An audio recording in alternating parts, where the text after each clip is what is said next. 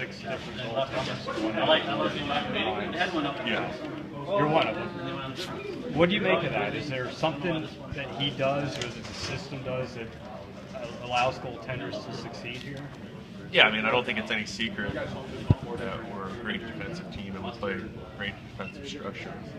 There's a reason every single year we win the Baz Bash and we're top 5 for goals against in the league, and that's systems that he implements and he holds guys responsible. From the top of the lineup on down, everybody's held accountable, and you have that throughout your lineup. You have that commitment to defense. The goalies can reap the benefit. You still have to be a good goaltender, though.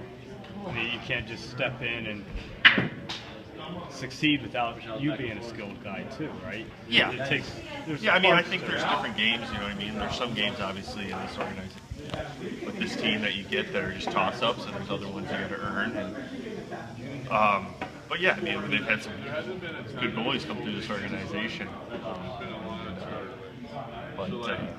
Yeah, you got to have skill, but I think also the way a team plays factors into it quite a bit. And I think there's different kinds of scoring chances and everything that really factors into the goalie's numbers.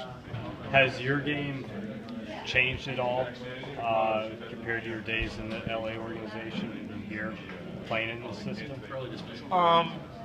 In terms of my style, I don't think it's changed too much. I think the way I've had to prepare and play games mentally has changed for sure. I think when I was in Manchester, I was seeing a lot more action, generally seeing 30 shots a night. So you're getting more, but you're getting more outside chances. Where here, maybe you're not getting as many shots, but when you get a shot, you got to make sure you're ready to make that save for a team because you don't give up a ton.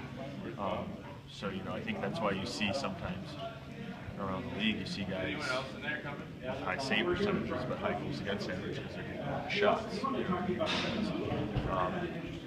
On a team like us, we don't give up a lot of shots. So if you give up a couple goals, sometimes you're not even getting 90. So it's just a different way you approach the game mentally. Just got to make sure you're in it for every shot. Every shot's important. With that being said, how do you feel when you have a game where you do see like 30, 35 shots? Are you kind of glad to see that every now and then? Love it. Yeah, I love it. I don't think I'm different than any goalie, but I love seeing the puck a lot. It gets you into the game, gets you into a rhythm, and kind of settles you in. The hardest games to play are when you're not seeing a lot of action. You just got to stay in it mentally because you're going to be called on to make big save, especially in a close game. It's one thing if it's a 4 or 5 nothing game and you're not getting a lot of work, but when the game's 2-2, 3-3, you got to make sure you're ready so you make that big save. Like those back and forth battles. Yeah, exactly. Coast to coast.